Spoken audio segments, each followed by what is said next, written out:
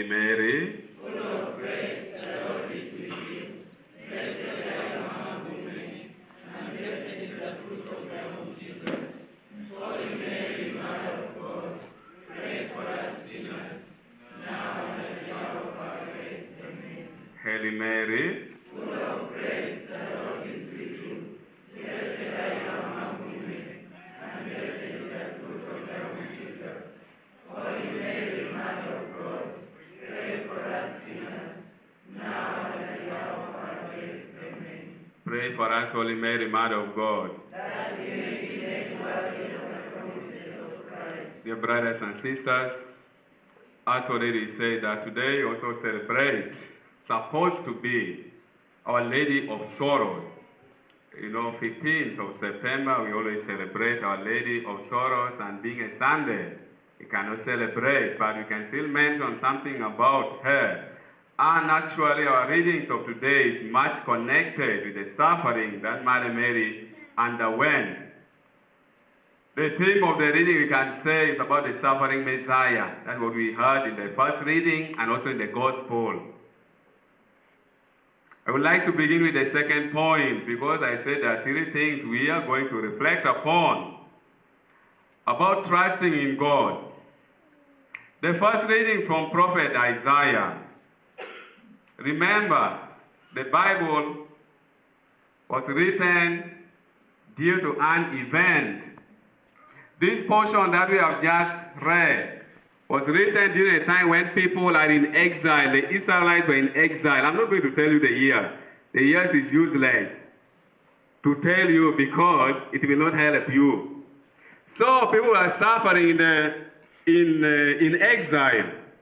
And then Isaiah wrote to them, telling them about the suffering Messiah, that suffering servant. We call it the song of the suffering servant.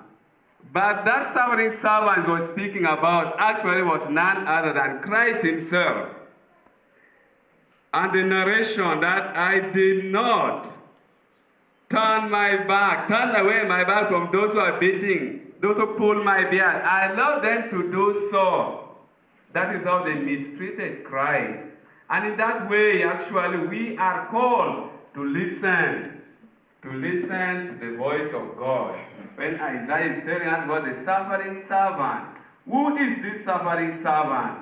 This suffering servant is Christ himself, who suffered for me and for you. And then he died on the cross, was buried. Finally, on the third day, he rose again to his glory. That's why you are told that there is no glory without suffering. Padre Pio is one of the servants of God who really suffered much. We know about him, how he suffered. We claim to be the devotees of Padre Pio. We should also expect a similar thing. Most of us will be suffering. But suffering is part of our human life, of Christian life. Suffering is part of Christian calling.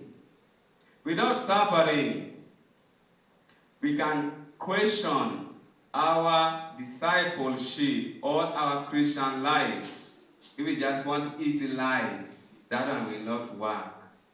If Christ himself suffered, we who claim to be his followers, we must also suffer. His mother also suffered, Mother Mary.